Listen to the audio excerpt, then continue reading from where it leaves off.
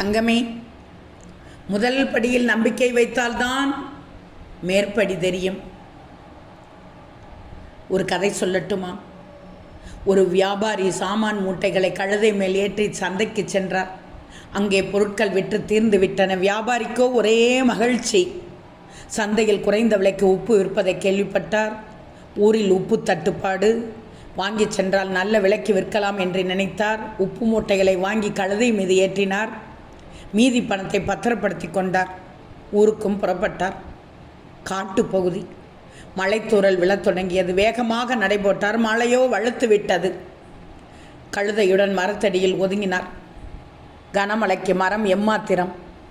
கழுதை மீது இருந்த உப்பு மூட்டை கரையத் தொடங்கியது. என் உழைப்பெல்லாம் இப்படி மழையில் கரைந்து போகிறதே என்று அழுது புலம்பினார் வியாபாரி.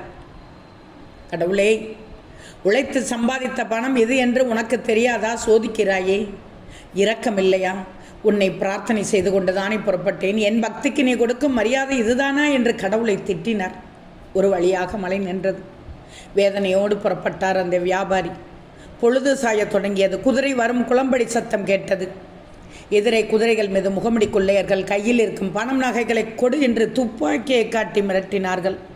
என் உழைப்பெல்லாம் மழையோடு போய்விட்டது, இதுதான் பாக்கி, இதை கொடுக்க முடியாது என்றார் வியாபாரி. துப்பாக்கியால் தோட்டாவை போட்டனர் கொள்ளையர்கள். கடைசி வாய்ப்பு, பணத்தை தராவிட்டால் சுட்டு விடுவோம் என்று மிரட்டினார்கள். அவர் தருவதாக இல்லை. துப்பாக்கியின் விசையை அழுத்தினார்கள்.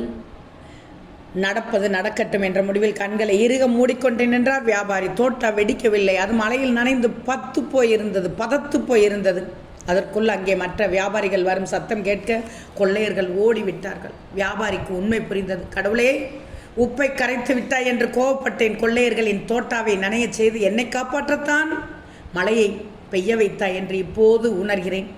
உன் தனிப்பெரும் கருணையை புரிந்து கொண்டேன்.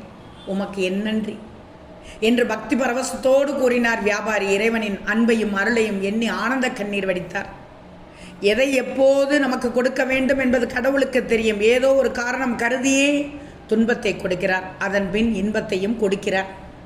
இந்த உண்மையை உணர்ந்தால் எந்நாளும் உங்களுக்கு நன்மைதான். நினைப்பதை முடிப்பது உனது பலம், முடிந்ததையே நினைப்பது உனது பலவீனம். தெரிஞ்சுக்கும். ஓம் சாய்ராம்.